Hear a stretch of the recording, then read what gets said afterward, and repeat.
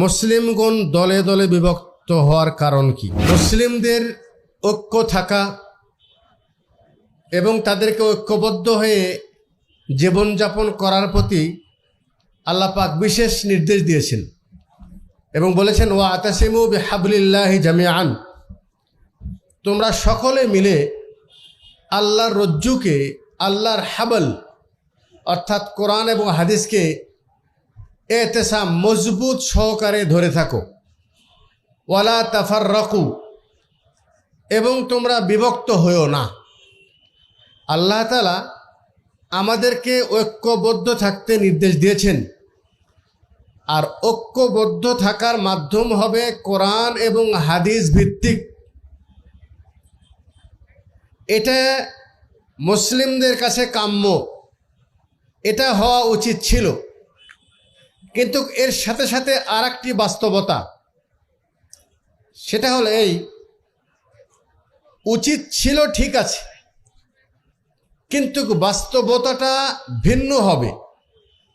মুসলিমরা এক হয়ে থাকবে না, তাদের মাঝে বিভক্তি হবে।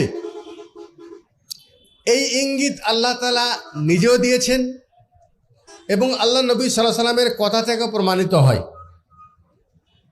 আল্লাহ তাআলা বলেছেন ওয়ালাউ শাআ রাব্বুকা লাজআলান নাসা উম্মাতান ওয়াহিদা, আল্লাহ যদি চাইতেন তাহলে সকল উম্মতদেরকে এক উম্মত বানাতেন। আল্লাহ চাইলে হতো, কিন্তু যেহেতু হয় নাই, সেটাই আল্লাহর ইচ্ছা।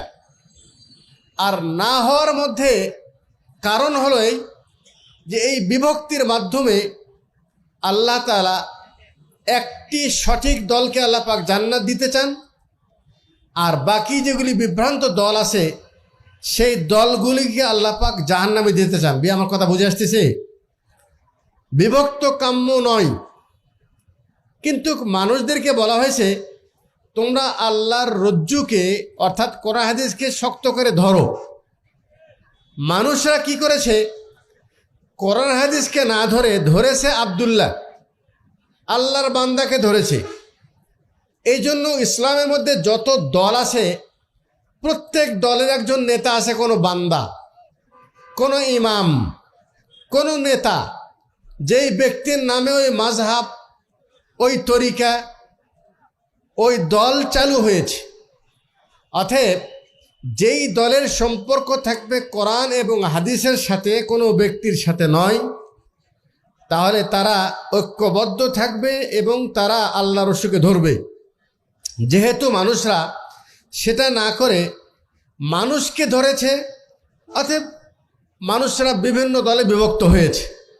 রাসূল সাল্লাল্লাহু আলাইহি ওয়াসাল্লাম তিনি নিজে বলেছেন ইহুদিরা 72 দলে বিভক্ত হয়েছে, আর আমার উম্মতেরা 73 দলে বিভক্ত হবে।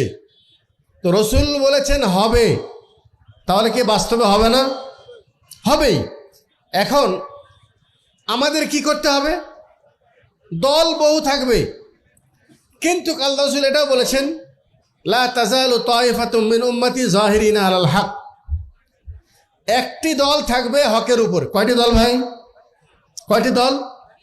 একটি দল, যেই দল জান্নাতে যাবে।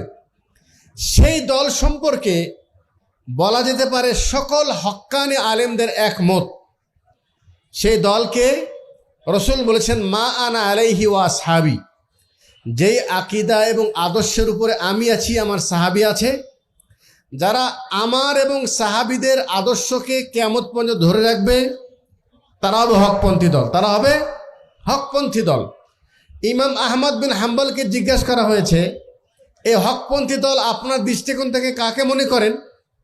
তখন তিনি বলেছেন ইযা লাম ইয়াকুন মিন আহলিল হাদিস ফালা আদরি মানহুম, সেই দল যদি আহলে হাদিসরা না হয় তাহলে আমার কোনো জানা নেই আর কেউ হতে পারে।